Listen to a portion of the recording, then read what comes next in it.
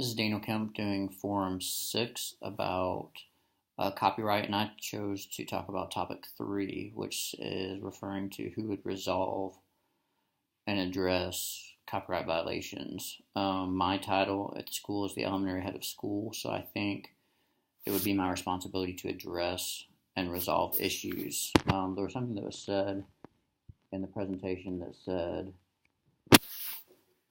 if there's any questions asked, and there should be integrity and ethics involved in this, and that's something we really push. We're a Christian school, so we want people to, first of all, have all the information necessary about what the latest legislation and laws are so that they can make informed decision. And I think there's just a lot in studying through this week, on my part, just ignorance about what's acceptable and what's not acceptable, even just some knowledge about everything on the internet you should assume is copyrighted, which was mentioned in the presentation also, is information that sometimes I think you assume it's okay if you're not selling it, and if you're just making copies for people, it's okay.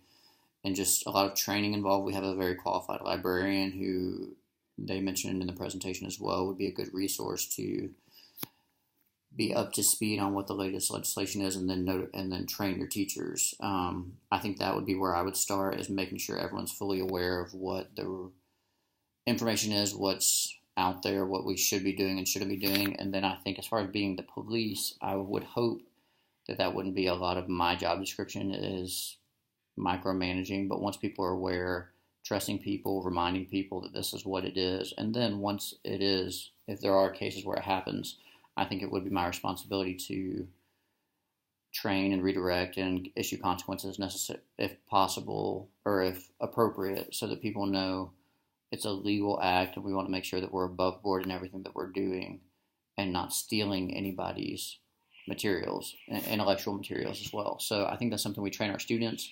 You respect other people's property, and so that's something that I would take the responsibility for doing at our school, I think.